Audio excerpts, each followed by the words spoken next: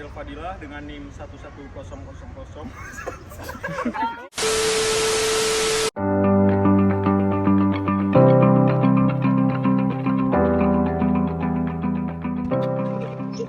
Assalamualaikum warahmatullahi wabarakatuh. Salam, Om Swastiastu, Namo Buddhaya, salam kebajikan bagi kita semua. Perkenalkan, kami dari kelompok 2 akan menjelaskan mengenai doktrin-doktrin perusahaan. Perkenalkan, nama saya Aisyah Mumtazah Ramadhani dengan NIM 110001200200046. Perkenalkan, nama saya Imade Kirana Dharma Putra dengan NIM 1100012214069. Perkenalkan, nama saya Mikael Khairul Wahyu Alhadi dengan NIM 110001221303008. Perkenalkan, saya Ahmad Ridho Adel Fadilah dengan NIM 110001221303330. Perkenalkan, saya Nathan Daryl Asnan dengan NIM 1100012214068. Perkenalkan, nama saya Yanendra Bramandika dengan NIM 1100012214053. Selamat menyaksikan. Halo, di sini saya akan menjelaskan mengenai doktrin fiduciary duty. Doktrin fiduciary duty sendiri adalah doktrin yang mengatakan bahwa perseroan dan direksi terdapat hubungan kepercayaan atau hubungan fidusia yang melahirkan kewajiban bagi direksinya. Berdasarkan doktrin ini, direktur hanya bertindak sebagai agen semata yang hanya berkewajiban untuk mengabdi kepada perusahaan. Direksi mempunyai kewajiban untuk mewakili kepentingan perusahaan dan lebih mementingkan kepentingan perusahaan daripada kepentingan pribadinya. Oleh sebab hubungannya adalah menjalankan kepentingan perusahaan, setiap tindakan yang dilakukan direksi di luar dari kewenangan yang diberikan oleh perusahaan, maka tindakan tersebut tidak mengikat perseroan. Lanjut, direksi hanya berhak dan berwenang untuk bertindak atas nama dan untuk kepentingan perseroan dalam batas-batas yang diizinkan oleh peraturan perundang-undangan yang berlaku dan tentu anggaran dasar perseroan.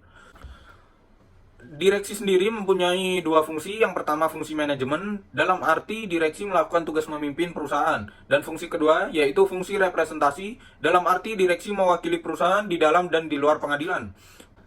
Menurut teori hukum perseroan, kedudukan direksi dari suatu perseroan tidaklah sama persis dengan kedudukan trustee dalam hukum trust. Adapun perbedaannya ialah satu, dari segi luasnya tanggung jawab, seorang direksi tidak sepenuhnya bertanggung jawab terhadap segala tindakan yang melebihi kewenangannya.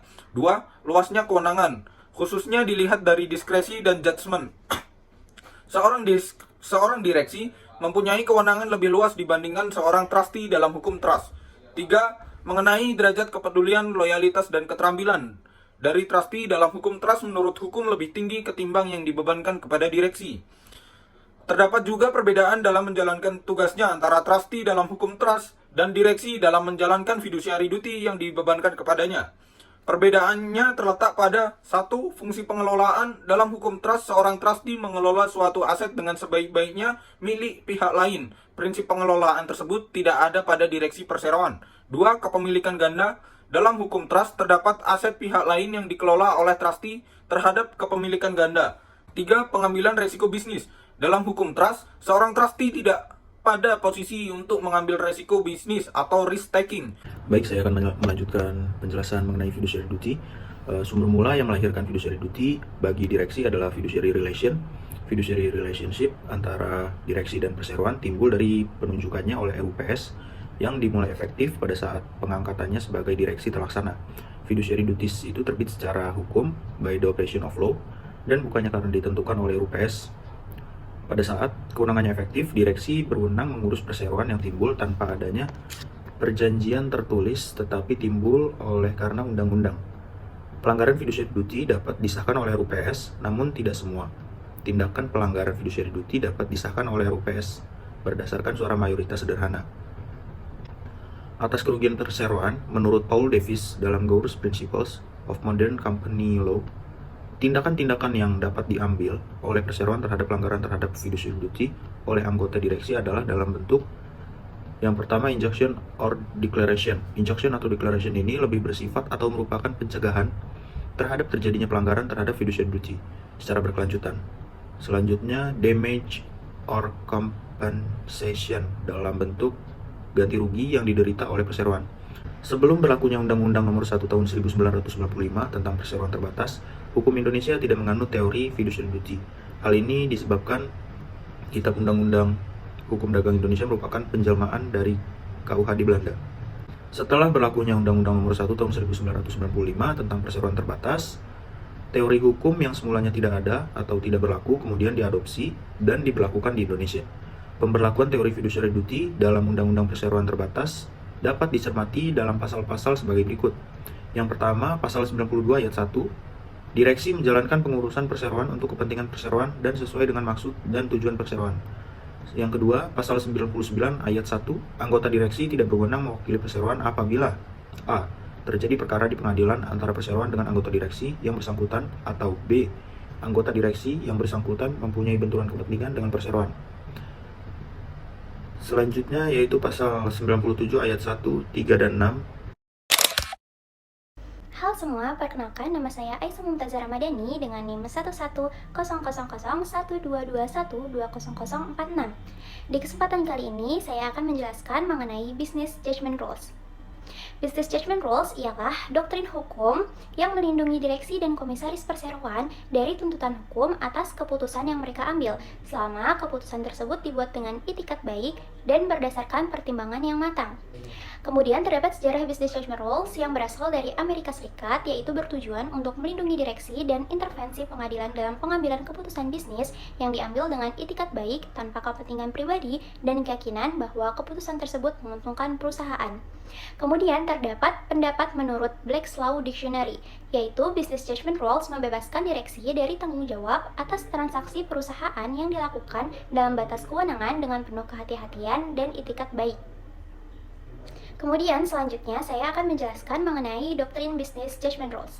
Doktrin Business Judgment Rules melindungi direksi dari tuntutan hukum atas keputusan bisnis yang mereka ambil. Dalam Undang-Undang Nomor 40 Tahun 2007 tentang perseroan terbatas juga mendukung doktrin Business Judgment Rules, yaitu pada pasal 97 ayat 1 dan 2. Yang menunjukkan bahwa direksi harus bertindak dengan itikat baik, penuh tanggung jawab, dan untuk kepentingan perseroan. Poin pertama terdapat itikat baik atau good faith, yaitu keputusan diambil dengan niat baik dan tanpa maksud untuk merugikan perusahaan. Poin kedua terdapat penuh tanggung jawab, yaitu keputusan diambil dengan mempertimbangkan matang dan hati-hati serta berdasarkan informasi yang tersedia. Poin ketiga terdapat untuk kepentingan perseroan atau proper purpose, yaitu keputusan diambil dengan tujuan untuk memajukan kepentingan perusahaan dan bukan untuk keuntungan pribadi. Selanjutnya, saya akan menjelaskan mengenai standar kehati-hatian yang terdapat dalam Business Judgment Rules. Business Judgment Rules dapat dilihat sebagai standar perilaku bagi direksi dalam mengambil keputusan dan menjalankan perseroan. Business Judgment Rules melindungi direksi dari tuntutan hukum atas keputusan yang mereka buat, asalkan memenuhi standar kehati-hatian atau careful conduct. Standar kehati-hatian bagi direksi meliputi 4 poin, yaitu yang pertama, monitoring dan pengawasan. Yaitu direksi harus terus memantau dan mengawasi jalannya usaha perseroan untuk memastikan kegiatan usaha dikelola dengan baik. Poin kedua terdapat pengumpulan informasi, yaitu direksi harus berusaha mendapatkan data dan informasi yang diperlukan untuk pengambilan keputusan yang tepat. Poin ketiga terdapat pengambilan keputusan, yaitu direksi harus membuat keputusan yang wajar dan bertanggung jawab terhadap hal-hal yang memang dan harus diputuskan oleh direksi. Poin terakhir yaitu poin keempat terdapat proses pengambilan keputusan, yaitu direksi harus mengikuti proses pengambilan keputusan yang wajar sebelum mengambil keputusan. Terima kasih banyak. Selanjutnya adalah doktrin piercing the corporate veil. Pengertian piercing the corporate veil. Doktrin piercing the corporate veil, jika diartikan secara harafiah, berarti mengoyak atau menyingkapi tirai atau kerudung perusahaan.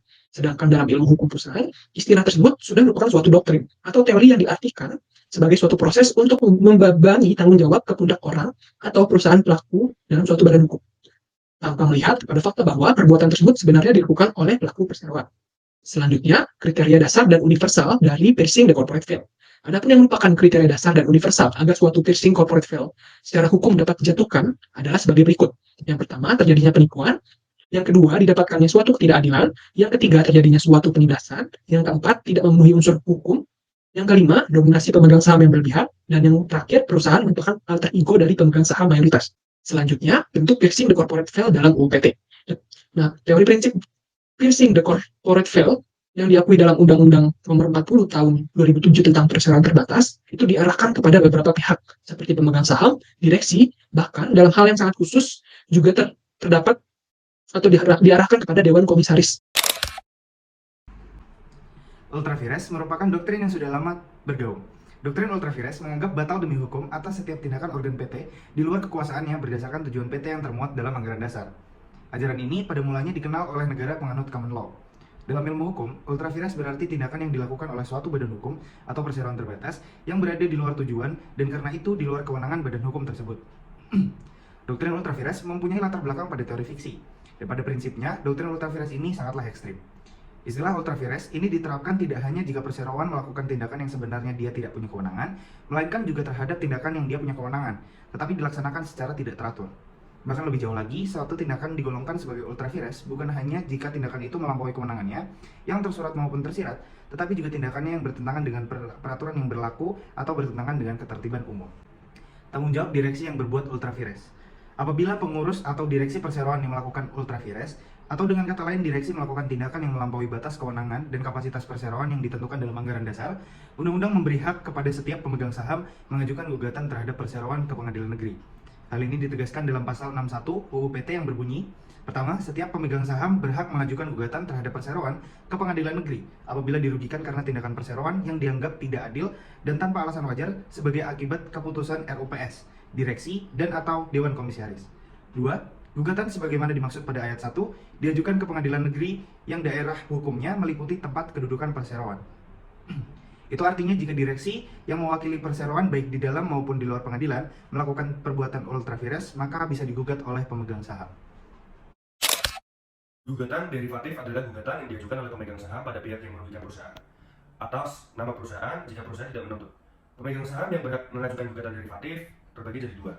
Yang pertama, memiliki saham minimal yang ditentukan oleh undang-undang atau anggaran dasar perseroan. Yang kedua, membuktikan bahwa perseroan tidak akan mengambil tindakan hukum terhadap pihak yang merugikan.